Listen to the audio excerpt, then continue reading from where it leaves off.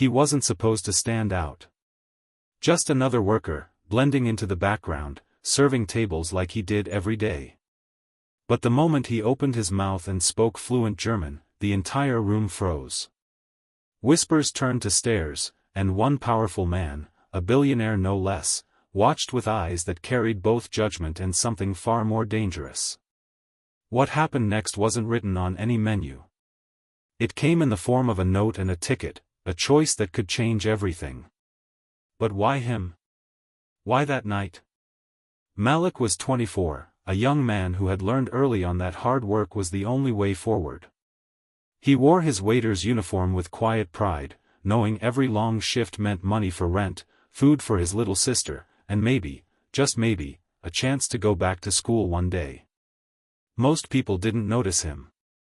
To the wealthy diners, he was invisible, a shadow carrying plates, refilling glasses, smiling politely. But Malik had a secret that set him apart.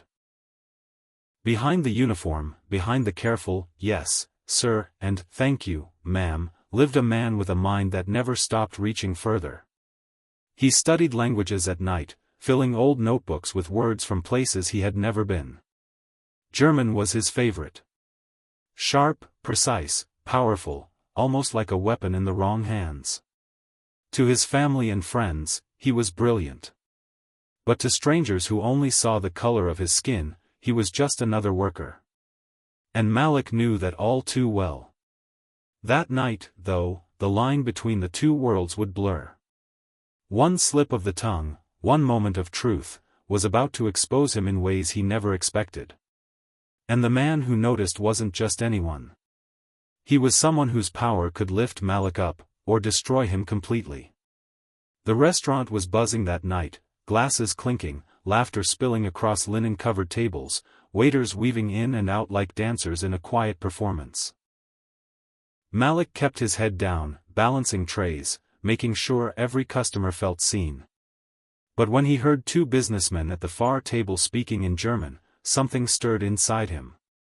He understood every word. Their conversation wasn't just casual, it was laced with arrogance, the kind of jokes that slice at dignity when you think no one is listening. He hesitated, biting his tongue. He had learned long ago that speaking up, even politely, often came at a cost.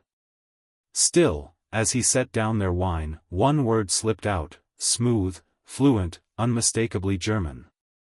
The table fell silent. One man laughed, a mocking sound, as if Malik had performed a trick.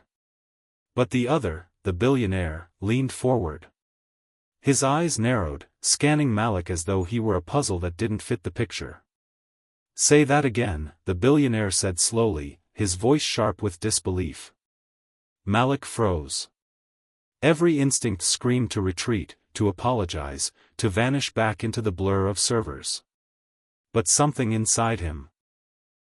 A lifetime of swallowing words, of being underestimated, refused. He repeated the phrase, his accent flawless. The billionaire's expression shifted. Surprise. Then calculation. It wasn't admiration, it was suspicion. Around the room, Malik felt the stares tighten like a noose. A black waiter speaking perfect German? To some, it wasn't impressive. It was threatening. Whispers rose from nearby tables. Someone chuckled under their breath. Malik's chest tightened, but he stood still, tray in hand, as if rooted to the floor. The billionaire smirked, pulled a pen from his pocket, and scribbled something on the back of the check.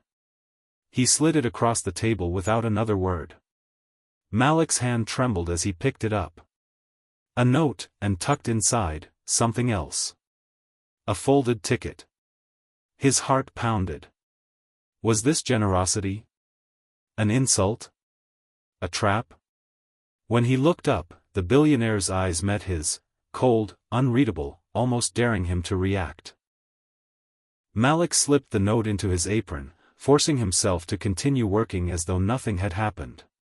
But the air had shifted. He could feel judgment pressing in from every corner of the room. By the time the last table cleared, Malik's thoughts were racing. Should he open it? Should he ignore it? Was this an opportunity, or the beginning of something darker? He waited until the alley outside, the night air sharp against his skin. Only then did he unfold the note, his hands trembling. What he saw wasn't just words on paper. It was a message that would upend his world, dragging him into a choice he never wanted to face. And it all started with a language he was never supposed to know. The paper in Malik's hands shook as he unfolded it. At first, he thought it might be a kind gesture, an invitation, maybe a chance. But the words cut deeper than any insult he had ever heard. Scrawled in bold, sharp letters, "Stay in your place. Men like you don't belong here. Don't ever speak that language again." And next to it, the ticket wasn't a gift. It was a one-way bus pass, out of the city. A message clear as day: leave. Disappear. Know your place. Malik's chest tightened. His breath came in short, uneven bursts. He looked up and saw the billionaire standing in the doorway, watching from across the street. Their eyes locked. No smile, no shame, just the cold satisfaction of a man reminding him of the chain society still tried to wrap around his neck. Every memory of being overlooked, underestimated, laughed at, it all rushed back in that moment. The laughter of the diners replayed in his head like a cruel echo. He wasn't just a waiter anymore. He was a target. For a second, Malik wanted to rip the note apart, throw the ticket into the gutter, and scream into the night. But his hands froze. What if this man's power reached further than the restaurant? What if refusing to stay silent meant losing his job, his safety, maybe even more? The world around him blurred, the distant hum of traffic, the flicker of streetlights. All he could feel was the weight of a truth he had known his whole life, that no matter how hard he worked, no matter how much he achieved, some people would always see him as less. And in that chilling silence, one question burned inside him: would he surrender to their silence, or risk everything to be heard? Malik never forgot that night.